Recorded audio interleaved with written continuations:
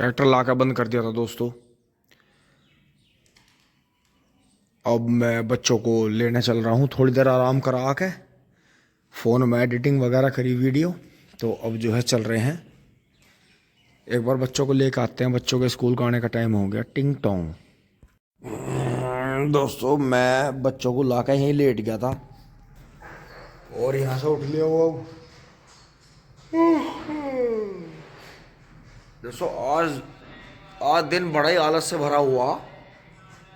तो पापा जी और बबलू भाई आ गए हैं खेत में। एक बार मैं चल रहा हूँ, थोड़ा सा जो है बीज उतरवा के आता हूँ, उसकी बुआई करेंगे। चलते हैं खेत में। दोस्तों चल रहे हैं।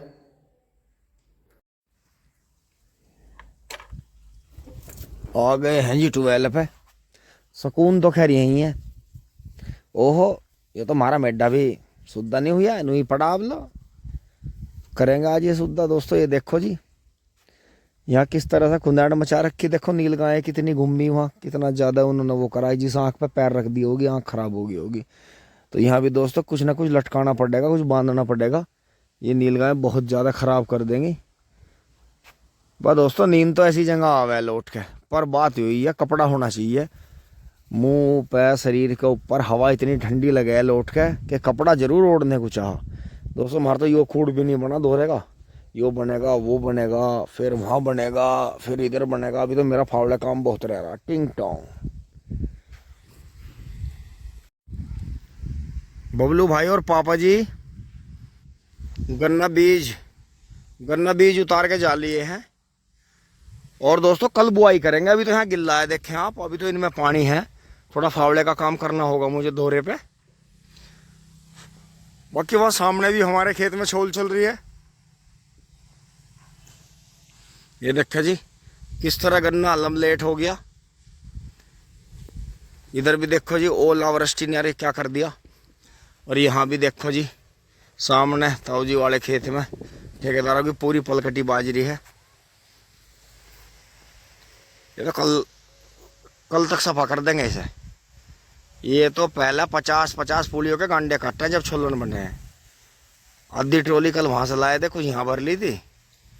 अब इसकी ये कल सवेरे तक यही बोल देंगे 1.5-2 बीघा की। टिंग टोंग। लो जी इन 2-4 कामों में शाम होगी। शाम की चाय का टाइम हो गया। अब दोस्तों आप फिर कहोगे कि बहुत चाय पी हुए हैं। प्रणाम जी प्रणाम। पापा जी नमस्ते, मम्मी नमस्ते। आज तो पूरा दिन घूमने में ही हो गया, सुबह से ड्राइविंग चल रही। और दोस्तों इतनी नींद मुझे आ रही है चलते फिरते जिसको नींद आ रही बहुत। आज का दिन बड़ा था, वेरी लेजी डे। दोस्तों नमस्कार। अब शाम को वीडियो तो खैर ब्लॉग तो चल ही रहा है काफ़ी टाइम, काफ़ी देर से, लेकिन नमस्ते मैं इसलिए कर रहा हूँ दोस्तों। मैं थोड़ी देर के लिए सो गया था। अब दोस्तों ट्रैक्टर लेकर तो चल नहीं रहे हैं, एकदम से मौसम फिर ख़राब हो गया है। मौसम की कुछ मिजाज समझ में नहीं आ रहे। पापा जी और बबलू भाई एक शादी में चले गए हैं हापुड़, तो अब चल रहे हैं।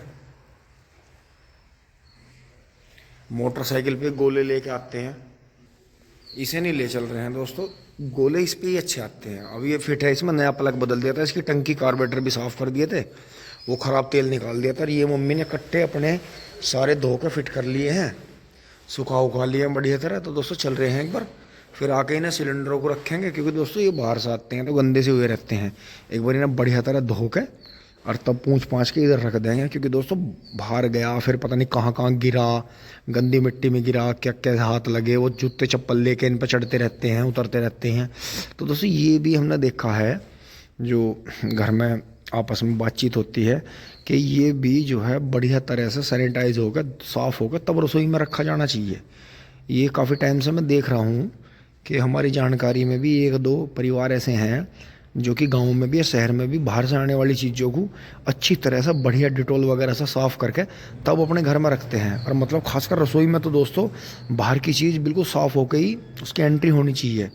तो यही है, अगर हम किसी की भक्ति में लीन रहते हैं और शुद्ध विचारों पे चलते हैं किसी के, तो यही है, यही हमारे जीवन का सार होना चाहिए कि सच्चाई, सफाई, सद्भावना,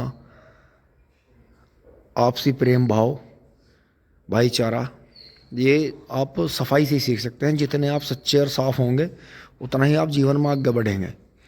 चलते हैं दोस्तों, मोटरसाइकिल स्टार्ट कर लेते हैं फटाफट, जूते पहन लेते हैं, टिंग टोंग चल पड़े हैं।